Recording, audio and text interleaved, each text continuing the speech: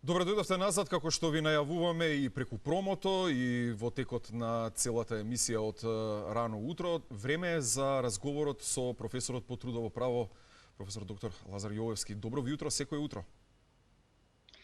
Добро утро, Андреј, до вас. Благодарам за можноста и денеска се дружиме. Апсолутно, и јас ви благодарам во името на Алфа телевизија за континуираната соработка што ја имаме. Се надеваме дека ќе продолжиме. Имаме доста интересна тема за денеска. Денеска ќе направиме еден заклучок на тема која почнавме пред практично 2 недели. Ја насловивме, тогаш беше насловот во прашална форма. Постои ли социјален диалог во Македонија со акцент на синдикалните организации, работодавачите и државата?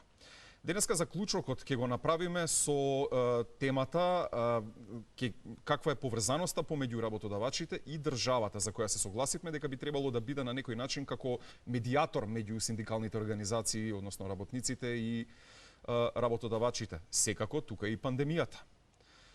Ајде прво да дадеме еден мал потсетник за она што го говоревме досега, а понатаму ќе разговараме за ќе видиме тековно нели за врската помеѓу државата и работодавачите. Па видите, всушност како што и напоменавте, навистина зборувавме за социјалниот диалог и трите социјални партнери на национално ниво, тоа се синдикатите, работодавачите и државата, всушност се оние носители на диалогот во нашата земја, но така и пошироко, не само во Македонија. Всушност станува збор за една платформа на диалог која што треба да даде плод. Плодот во што се огледа? Плодот се огледа во тоа да всушност овие социјални партнери, пред се работниците и работодавачите, дадат свој придонес во рамките на одредените политики кои што ќе треба да се креираат на национално ниво, а тие политики се во делот на економско-социјалните аспекти општествени, значи како ќе го, например, уредиме прашањето со платите, како ќе всушност делуваме во делот на социјалната заштита, што треба да се направи во делот на мирно решавање на работни спорови, така натаму и така натаму. Тоа е еден сет всушност на прашања кои што се дискутираат во рамките на економско-социјалниот диалог. Кај нас во Македонија имаме економско-социјален совет кој што функционира и каде што овие три генерално социјални партнери всушност се вклучени и учествуваат. Кога зборуваме за делот на работодавачите и државата, навистина не би издвојувал сега од овие три, ако ги изјавим синдикатите претходно, кој е побитен. Всушност сите се битни еднакво, меѓутоа во пракса многу често се чини дека синдикатите се во една дефанзивна улога, а всушност работодавачите, а пред се државата, се наметнува во рамките на социјалниот диалог. Дали е тоа добро? Во македонски рамки можеби не е лошо да се има некој кој што го раководи процесот, меѓутоа всушност самата платформа, самата идеја на социјален диалог е разговор помеѓу рамноправни субјекти. Так. Тоа не треба да се заборави во никој случај и сите што влегуваат, што всушност се вклучуваат во тој социјален диалог, треба да разговараат на едно рамноправно демократско ниво, заедно уважувајќи се. Бидејќи по дефиниција, а историски гледано на назад, работодавачите се секогаш по силната страна, секако и државата. Многу е лесно да се премине таа линија на баланс и рамнотежа и всушност работодавачите и државата да се наметнат многу пати во социјалниот диалог. Навистина, кога си силен, кога си посилен од партнерот со кој што разговараш, со кој што си во диалог, без разлика за каков диалог или преговарање станува збор, ние сега зборуваме за економско-социјален диалог, всушност посилната страна треба да има висока свест, да се надмине себе си, би рекол, во одредени аспекти и да на послабата страна ја третира рамноправно. Можеби некој нема да се сложи со мене дека синдикатите се послаба страна, но за тоа говорат фактите и во македонски, но и во светски рамки, бидејќи генерално, ако ја гледаме сега врската помеѓу работодавачите и државата, многу често во историјата, и не зборувам за историјата во 19 век или почеток на 20, зборувам и во денешно, во современо време, Так. работодавачите и државата многу често соработуваат заедно по одредени прашања, стапуваат заеднички, тимски и всушност во тој дел се наметнуваат во социјалниот диалог кон синдикатите, во една субординирана ситуација. Нема да кажам хегемонистички, но ќе кажам дека можат во многу ситуации да всушност ја го водат разговорот или да го наметнуваат темпото, начинот, методите, условите, темите на дискусија. Така, тука со тоа што уште еднаш тука би потсетил дека клучната улога е тука можеби на државата која, како што кажав и претходно, би требало да биде медијатор меѓу двете страни, нормално со цел да се обезбеди непречено функционирање на економијата, односно раст на економијата, добри услови за работниците, добра заработка за работодавачите и така натаму, да се одржи тој еден клучен биланс.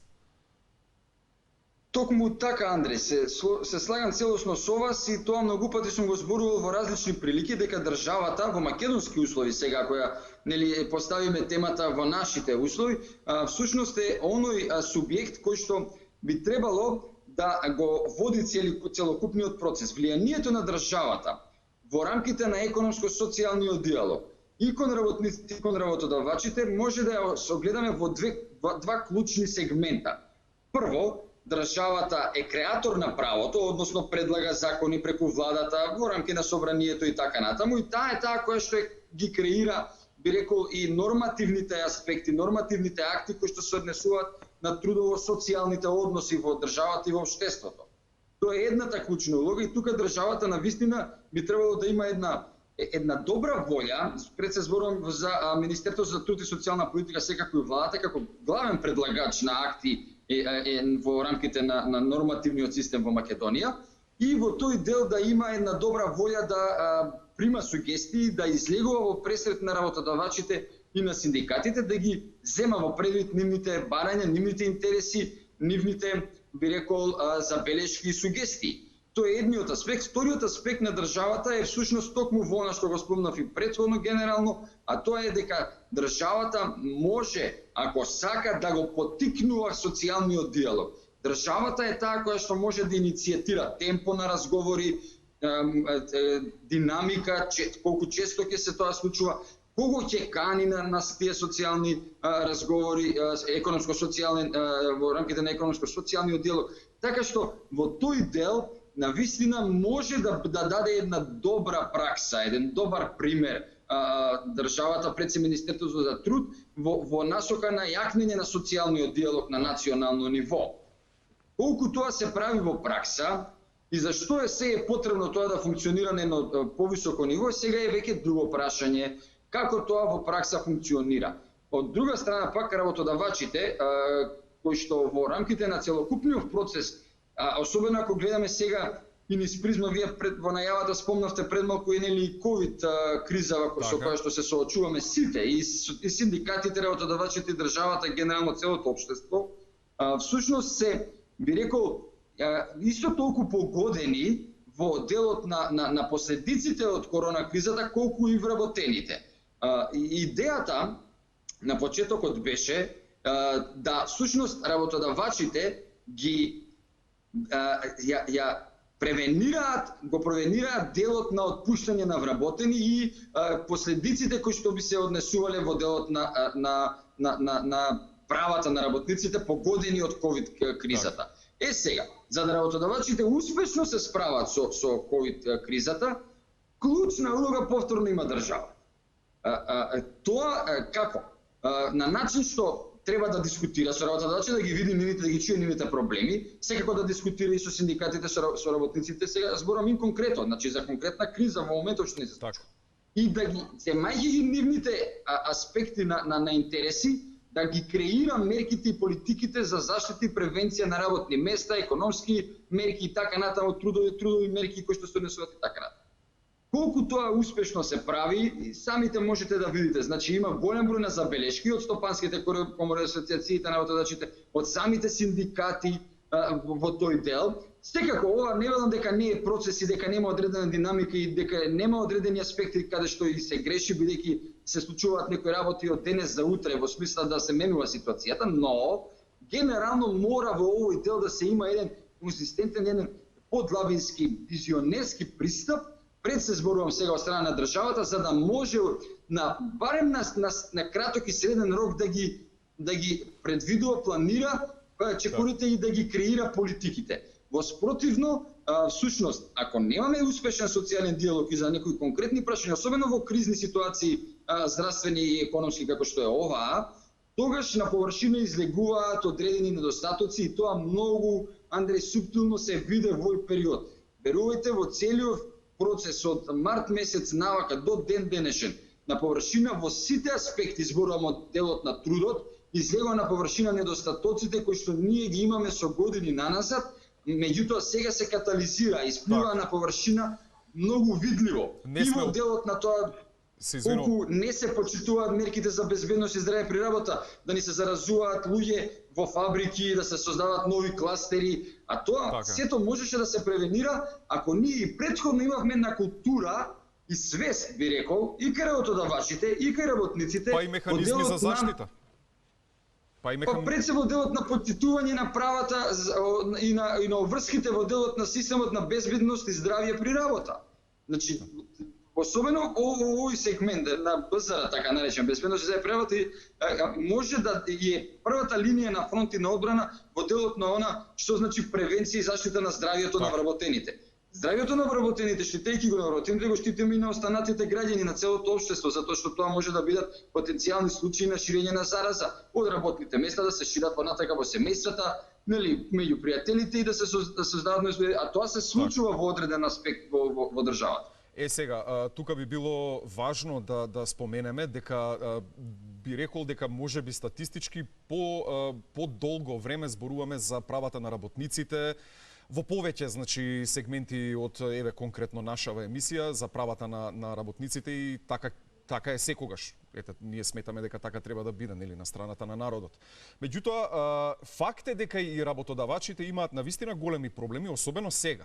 Еве конкретно најнова вест е дека не ми текнува, не се сеќавам точно колкава беше проекцијата на Меѓународниот монетарен фонд, но според најновата проекција на Светска банка, согласна е дека пандемијата ќе ја втурне светската економија во најголемата криза по Втората светска војна и тие еве конкретно предвидуваат сериозен пад на глобалниот раст за 5,2%. Тоа во принцип значи дека само ќе потсетиме, малку ќе вратиме наназад, дека во практично првите недели од почетокот на пандемијата одредени мали бизниси веќе почнаа да затвораат бидејќи нема начин да преживеат.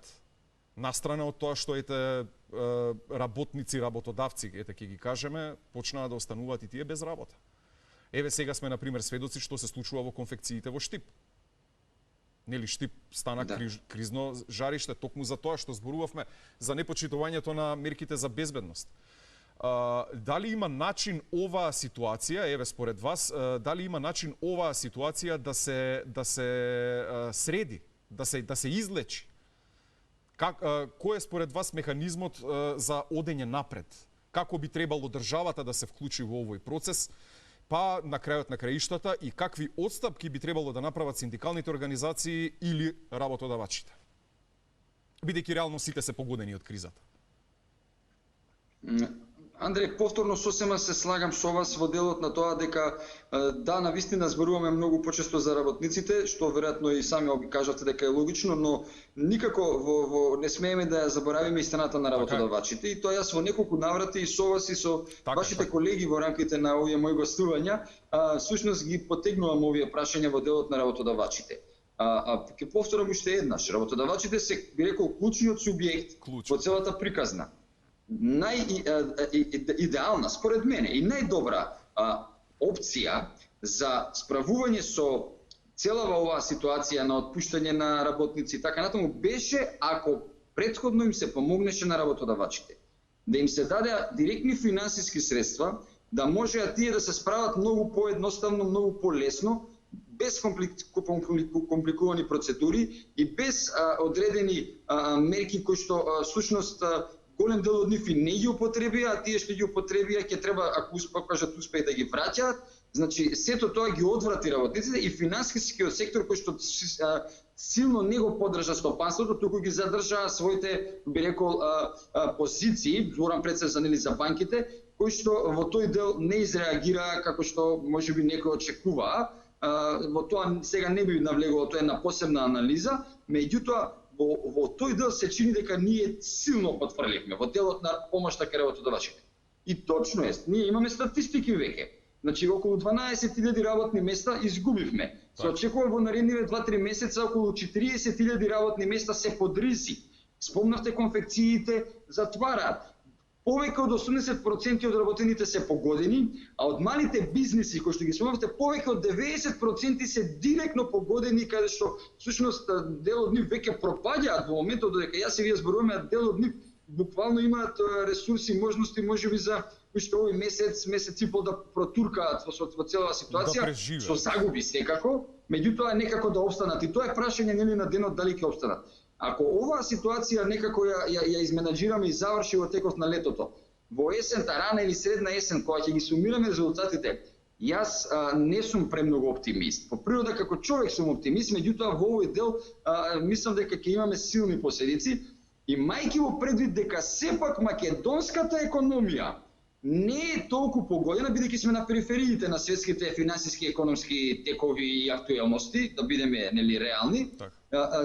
И покрај тоа, ние ќе бидеме силно погодени и ќе имаме одредени големи негативни последици, а за разлика од други земји кои што се можеби директни креатори на одредени економски политики, меѓутоа како што е на пример Германија, меѓутоа Германија директно со милиарди евра вбризгува во стопанството директни финансиски средства и го помага финансискиот систем, а тоа се виде изминатата недела каде што владата одлучи со конкретна финансиска помош во милиарди, колку да вложи во самото стопанство, ми се чини 1.300 милиони или се бројката да не ја сгрешам, значи директно да влезе со помош во стопанството. Тоа се тие мерки кои што очигледно даваат ефект. Очигледно се мерки кои што се на линија на опстанок на економијата, на фирмите. Фирмите се тие кои што креираат потоа раст. Оваа проекција што ја кажувате од пат на светската економија за повеќе од 5%, ако видите на нас за колку имавме ние раст на светската економија, таа не надминуваше 5%.